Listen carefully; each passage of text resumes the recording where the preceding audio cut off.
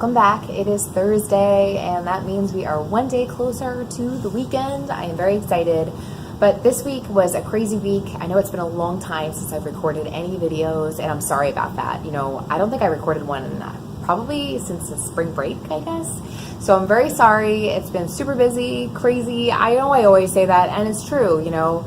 My job is priority. I kind of do this YouTube thing to really help teachers that need help implementing the NGSS and just need some ideas and guidance for how they can really engage their students in student-centered learning. Since spring break, I've had a lot of things go on. My SGO was due, so if you're not in New Jersey, that's a student growth objective.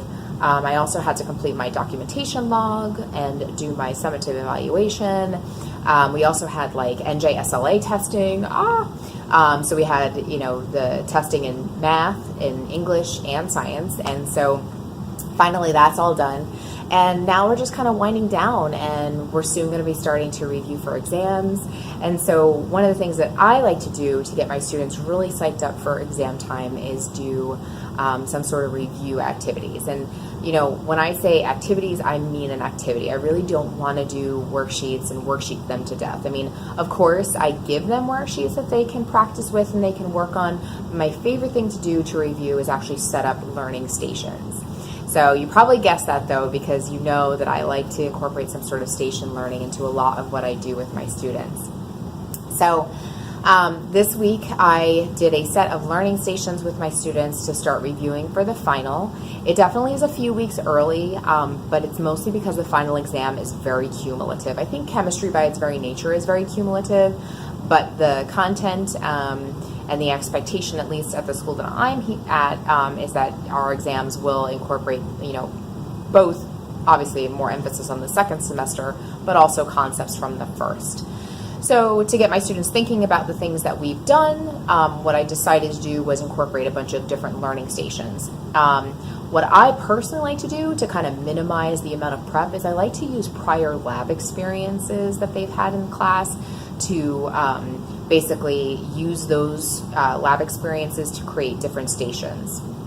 So for example, one of the stations that I had was the students were looking at the reaction of magnesium and hydrochloric acid. And so in that station alone, I was able to review things like writing single replacement reactions, redox reactions. I also incorporated some stoichiometry. We were able to talk about some thermodynamics a little bit, so exothermic versus endothermic. So just that station alone, analyzing that one reaction, I mean, they've seen that reaction a ton of times, but by doing that reaction, I was able to incorporate so many different concepts. And that's what's really cool, I think, about the station idea, is that you can bring a lot of concepts all together at once. At another station I had a double replacement reaction. I think it was, it was sodium hydroxide and copper 2 chloride. So you form the insoluble compound copper 2 hydroxide. Students like that because the precipitate is kind of like, it looks like a bluish color. The copper 2 chloride solution is blue.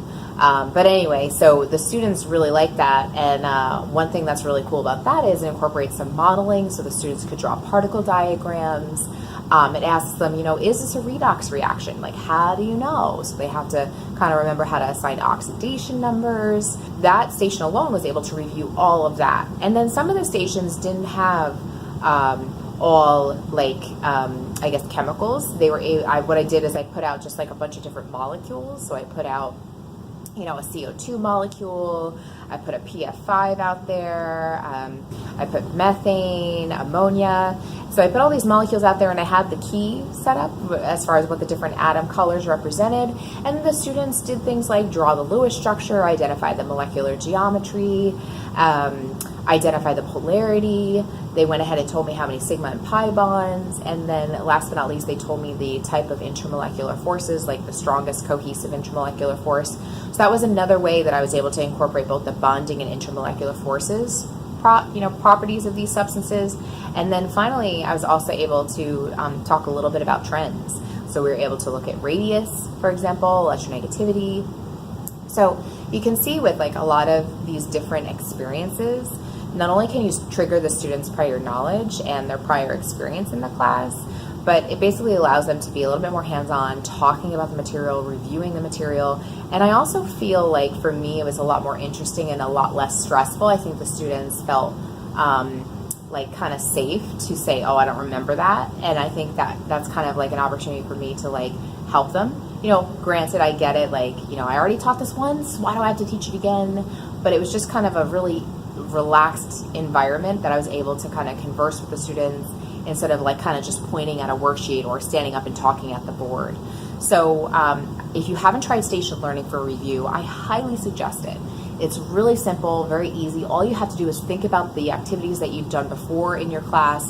It really makes the prep a lot less, I guess, cumbersome, in that you can just pick from prior experience and just put it out and make a station out of it. And granted, it doesn't go perfect every time, and there are some things that I need to tweak, but if you haven't tried station learning for review, I highly, highly suggest it. Thank you so much for watching. I really hope you're enjoying these last few weeks with your students like I am, and I will be sure to check in with you next week. Thanks so much for watching to the end of this video. I hope you found the information helpful as you teach science to your students. I really don't want to lose touch, so please make sure that you hit both like and subscribe so you get notifications every time I post a new video, and I'll catch you later.